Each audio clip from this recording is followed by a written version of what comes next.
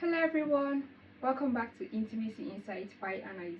So today I want to talk about something that is really important in relationships, emotional intimacy. If you want to feel truly connected to your partner or close friend or even a family member, building emotional intimacy is the key.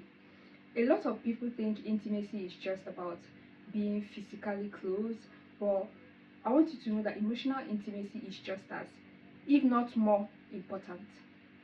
So in this video, I'm going to share 5 key tips to help you strengthen the emotional bond in your relationship.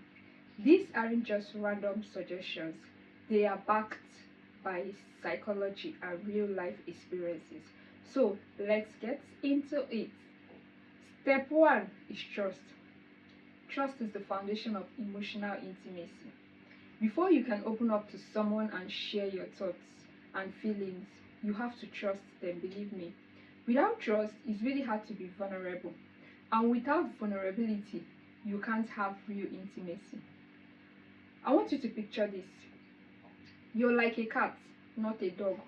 Dogs are friendly with almost everyone, but you see cats, they take their time. They watch, they observe, and they decide who is worthy of their affections. And when a cat finally trusts you, it means you've earned it. That's how you should approach relationships. Not everyone deserves to know your deepest thoughts and emotions. Be selective about who you let in. Once you've determined that someone is trustworthy, then you can allow yourself to truly connect with them. The second step is be vulnerable. Open up and share your true self. Once you trust someone, the next step is to be vulnerable. This means opening up about your fears, your insecurities, your dreams, and even your embarrassing moments. Vulnerability is scary because it means showing the part of yourself that you might usually hide to someone. A lot of people hold back because they are afraid of being judged or rejected or telling the wrong person. But here is the thing, if you never open up, you will never know who truly accepts you for who you are. I want you to think of it this way. If you and your partner or your friends never share deeper emotions, you will always be like two trains running side by side but never touching. But when you open up and share your true self, you become like two dancers moving together. You might bump into each other at times, but you also feel much closer all the time. The third step is express your needs clearly. A big part of being vulnerable is learning to communicate your needs. This is something that a lot of people struggle with. For example, I'll give an example with myself. I had a very close friend who always planned our hangouts at the last minute.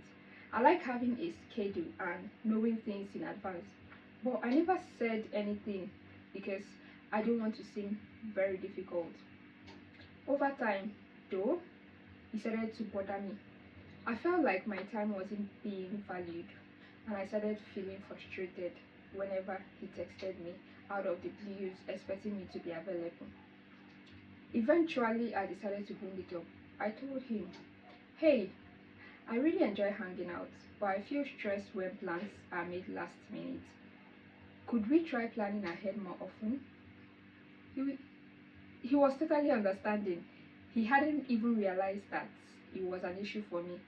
After that, we started making plans in advance, and it made a huge difference in our friendship. Expressing what you need doesn't mean you're being demanding or unreasonable. It simply means you're being honest. If you don't speak up, the other person may not even realize something is wrong. And wouldn't you rather have a chance to fix the issue than silently resent them? Speaking up about what you need is not selfish. It's an essential part of building strong and healthy relationship. Step 4 is learn to work through conflicts.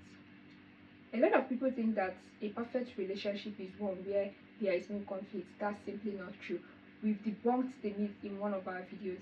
Every relationship has disagreements. It's how you both handle them that matters. For a long time, I avoided conflict because I thought it meant the relationship was falling apart. But I've learned that conflict, when handled correctly, can actually bring you closer together.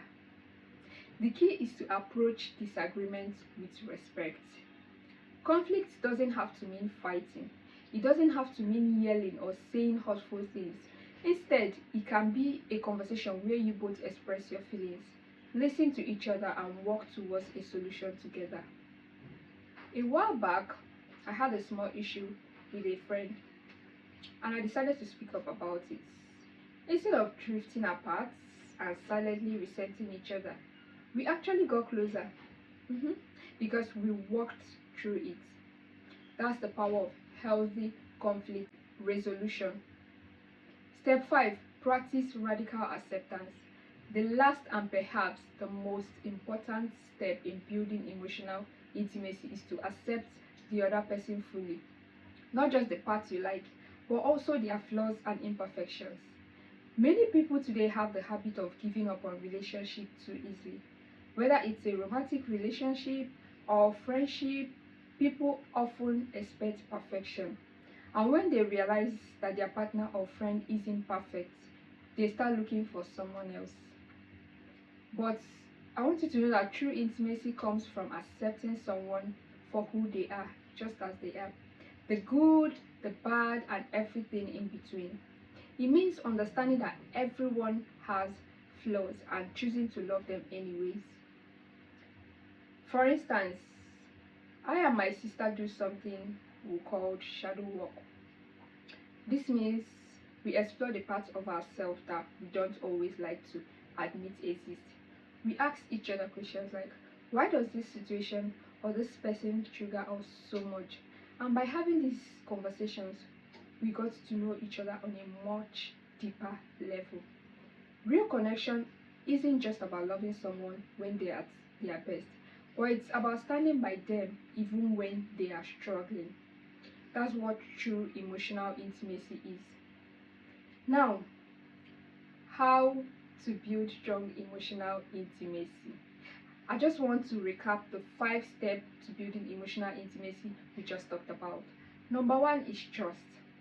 Choose the right people to let in your life. Number 2 is be vulnerable. Open up and share yourself. The third one is express your needs. Be clear about what you need in a relationship. The fourth one is working through conflicts. Don't avoid disagreements. Learn to handle them in a healthy way. The fifth one is practice radical acceptance. Love and accept people for who they truly are. Flaws and no flaws and every other thing involved. By following these steps, you can build a stronger, deeper, and more meaningful relationships with the people who matter most to you. Now, I'm done with my own part of the talking. I would love to hear from you. What do you think is the hardest part of building emotional intimacy? I want you to drop your thoughts in the comment section below. All of us are learning and we are building a community here already. Thank you so much for watching Intimacy Insights by Anais. Make sure to reflect on your own relationship and think about which areas you can improve. Building emotional intimacy takes time, but it's so worth it in the long run. If you found this video helpful, make sure to like the video, subscribe to our channel, and share so more people can benefit from this conversation. Thank you once more for watching this video. See you in the next one. Bye.